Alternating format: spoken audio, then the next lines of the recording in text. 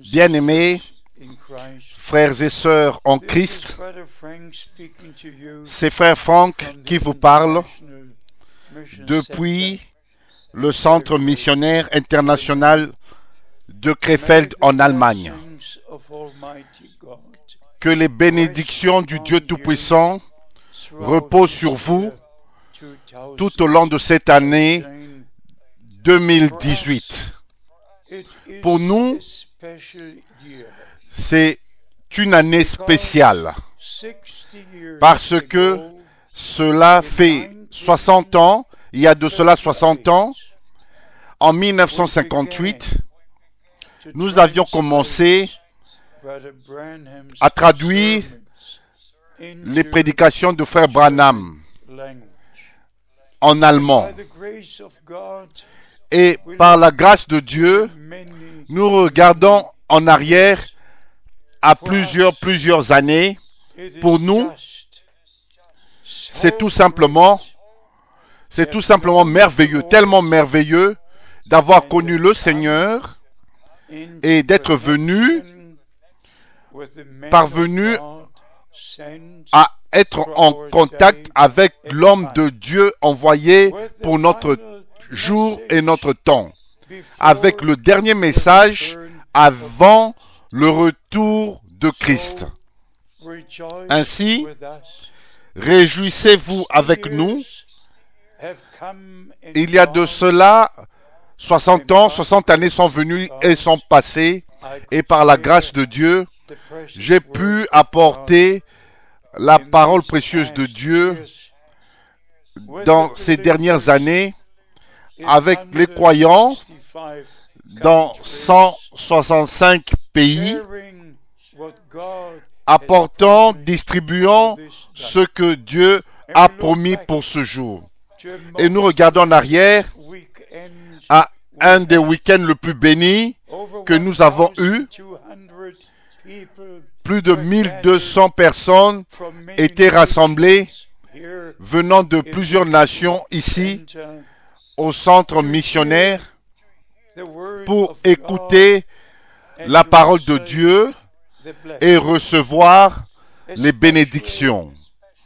Et particulièrement, quand j'ai partagé Matthieu chapitre 11, partagé cela avec le peuple, quand le Seigneur a parlé à la foule en son temps, il leur a posé la question, qu'êtes-vous allé voir? Vous pouvez le lire ici, au verset 7.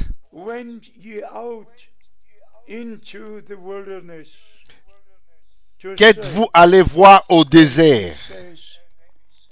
Et il a dit, êtes-vous allé voir un roseau agité par le vent? Pourquoi est-ce que vous êtes allé? Qu'est-ce que vous avez voulu voir? Un homme habillé, vêtu d'habits précieux ou comme des habits royaux? Qu'êtes-vous allé voir? Pourquoi est-ce que vous êtes allé? Pourquoi êtes-vous allé au désert et au fleuve Jourdain? Pour écouter le message de l'heure, pour écouter l'homme envoyé de Dieu, le prophète promis de Malachie, chapitre 3, verset 1. J'enverrai mon messager devant ma face pour préparer mon chemin devant moi. C'est ainsi ceux qui étaient lors de la première venue de Christ, qui prirent part à ce que Dieu était en train de faire, sont sortis pour écouter le messager, l'homme de Dieu, qui était plus qu'un prophète, mais bien entendu, pas plus qu'un homme. Ça, c'est très important. Notre Seigneur a dit, plus qu'un prophète. Pourquoi? Parce que tous les autres prophètes avaient parlé, prophétisé de la venue du Rédempteur, mais Jean pouvait dire, voici l'agneau de Dieu qui ôte les péchés du monde. Et Jean a baptisé notre Seigneur et Sauveur dans le fleuve Jourdain, et il a dit, nous devons accomplir toute justice, et les cieux s'ouvrirent, et l'Esprit de Dieu descendit avec le témoignage, celui-ci est mon Fils bien-aimé en qui j'ai mis toute mon affection. Ainsi, le prophète a dit qu'il viendra, et Jean pouvait l'introduire, pouvait le baptiser. Quel privilège!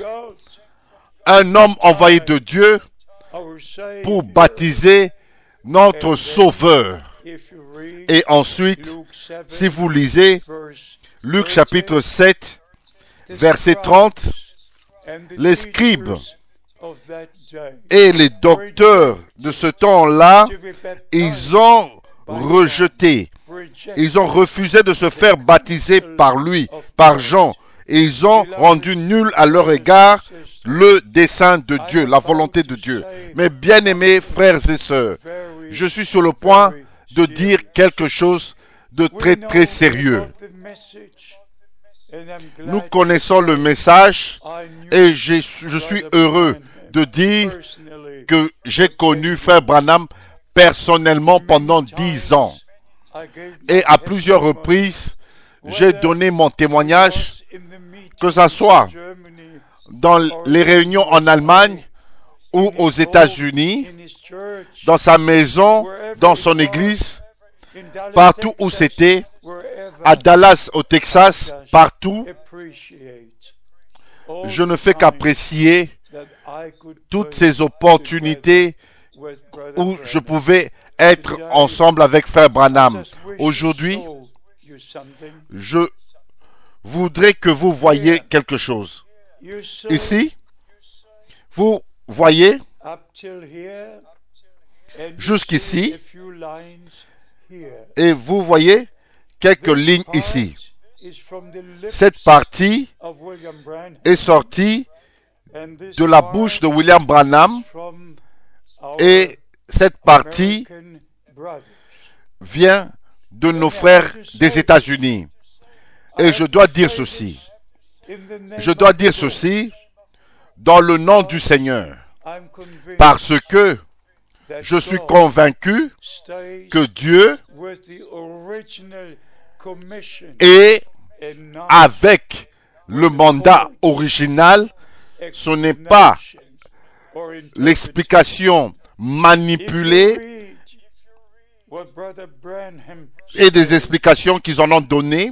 Si vous lisez ce que Frère Branham a dit, leur explication falsifiée, Frère Branham a dit au sujet de son mandat direct. Ici, nous avons cela, mes bien-aimés. De même que Jean-Baptiste fut envoyé pour précéder la première venue de Christ, le message qui t'a été confié sera le précurseur de la seconde venue de Christ. Ce n'est pas moi qui serai le précurseur, mais le message doit être le précurseur. Ceci, c'est le 9 février 1959 des lèvres de William Branham. Et si vous lisez ce qui est écrit dans les livres de même que Jean-Baptiste fut envoyé pour précéder la première venue du Seigneur, de même tu es envoyé pour précéder sa seconde venue.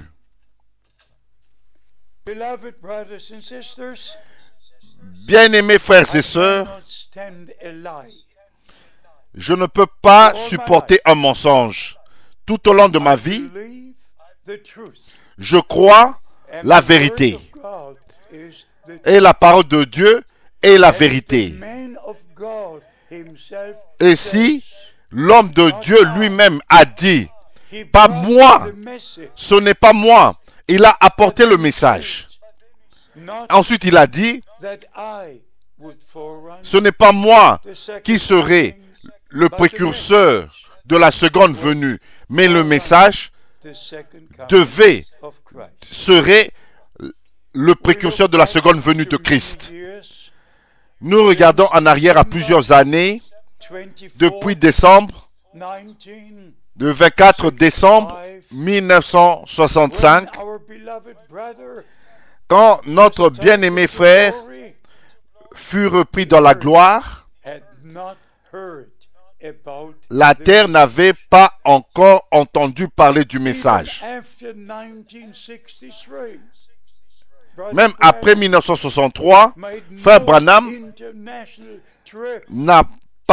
n'avait pas entrepris un voyage international, mais avant, il n'avait fait que tenu des réunions d'évangélisation dans 12 pays différents. Mais après qu'il soit repris dans la gloire, le message, la parole pure de Dieu, la pure parole de Dieu, sans aucune interprétation, mais la véritable parole de Dieu qui fut promise pour ce jour. Et frère Branham était le prophète promis de Malachie chapitre 4. Au travers de son ministère et de ce message, les cœurs des enfants de Dieu devaient être ramenés au Père apostolique. Retourner au commencement même, il y a de cela 2000 ans, sur le même fondement, aux mêmes enseignements des apôtres. Et ça, c'est la promesse que notre Seigneur a répétée dans Matthieu chapitre 17, verset 11. Élie, il est vrai qu'Élie viendra premièrement et rétablira toutes choses. Ainsi, frère Branham a apporté le message, mais je ne peux pas prendre avec moi 1200 prédications dans ma valise et d'aller de ville en ville. Mais je peux prendre la Bible où nous avons été ramenés et ensuite je dois être fidèle à mon appel. Je dois faire deux choses. Je dois prêcher seulement ce qui est écrit dans la parole de Dieu et je dois distribuer au peuple le message que frère Branham a apporté pour nous ramener dans la parole. Il n'y a pas deux choses différentes. Le message vient de la parole et nous ramène à la parole. Si vous prenez les prédications de frère Branham et que vous fermiez la Bible et vous mettez cela à côté, vous êtes séduit et vous êtes en train de séduire les autres. Ainsi, par la grâce de Dieu, le mandat que le Seigneur m'a donné est d'emmagasiner la nourriture. Et le 1er avril 1962, à 3 reprises, frère Branham a mentionné qu'il lui fut dit de ne pas entreprendre un voyage dans les pays étrangers, mais de retourner à Jeffersonville et d'emmagasiner la nourriture. le même Seigneur, le 2 avril 1962, j'ai entendu la voix du Seigneur avec ses oreilles d'emmagasiner la nourriture et d'aller de ville en ville pour prêcher la parole. Et le 3 décembre 1962, frère Branham a dit, frère Frank, la nourriture que tu dois emmagasiner, c'est la parole promise de Dieu pour ce jour. Et c'est dans les messages qui sont enregistrés. Ainsi, par la grâce de Dieu, j'ai publié les prédications de frère Branham et le Seigneur a mis sur mon cœur de particulièrement de traduire les prédications à partir des ouvertures, de l'ouverture des 7 sceaux. Chaque prédication fut traduite et aussi de 1960, 61, 62. Ainsi, par la grâce de Dieu, j'ai fait les deux choses partout dans le monde dans les 55 dernières années. Et je vous demande, qu'êtes-vous allé voir? Un homme agité de gauche à droite, un homme qui est habillé des habits royaux? Non, un homme envoyé de Dieu, avec la parole de Dieu, avec les promesses pour ce jour. Et je vous dis, maintenant même, mes bien-aimés frères, et particulièrement ceux qui sont dans le mouvement pentecôtiste, si vous parlez en langue, si vous prophétisez, si vous priez pour les malades, mes bien-aimés frères et prédicateurs et évangélistes, et même des célébrités de la télévision, et que vous refusez maintenant de vous faire baptiser dans le nom du Seigneur Jésus-Christ, la porte sera fermée et vous allez frapper et vous allez dire, ouvre-nous Seigneur. Vous pourriez dire en ce jour-là, Seigneur, n'avons-nous pas prophétisé, n'avons-nous pas prêché, n'avons-nous pas prié pour les malades, n'avons-nous pas fait ceci, cela? Et le Seigneur dira, retirez-vous de moi, vous qui commettez l'iniquité. Qu'en est-il? Dieu veut l'obéissant. Ceci est le temps de la restauration, de revenir aux enseignements originaux, aux fondements. Un seul Seigneur, une seule foi, un seul baptême. Ce n'est pas jouer de la religion et vous présenter vous-même comme une personne spéciale. Retournez à Dieu. Retournez à la parole de Dieu. Je le redis. Ceci est le temps de Dieu, de la restauration. Toutes les doctrines bibliques au sujet de la divinité, du baptême, du repas du Seigneur, tous les enseignements de la Bible furent restaurés. Et au temps de la Bible, toutes les personnes furent baptisées dans le nom, et non dans les titres, mais dans le nom du Seigneur Jésus-Christ. Actes chapitre 2, Actes chapitre 8, Actes chapitre 10, Actes chapitre 19, chaque personne fut baptisée dans le jour de la Bible, fut baptisée dans le nom du Seigneur Jésus-Christ. Et si vous prêchez, si vous croyez et pratiquez un autre évangile, vous devez lire Galates chapitre 1, à partir du verset 1 au verset 8, que Dieu puisse accorder sa grâce. Qui êtes-vous allé voir? Un homme agité? Non, un homme envoyé de Dieu avec la parole de Dieu pour ce jour. Ceci est le temps de Dieu pour le peuple de Dieu de revenir, de croire et d'obéir et d'être restauré à Dieu et à sa sainte parole. Je remercie le Seigneur d'avoir envoyé son serviteur et prophète.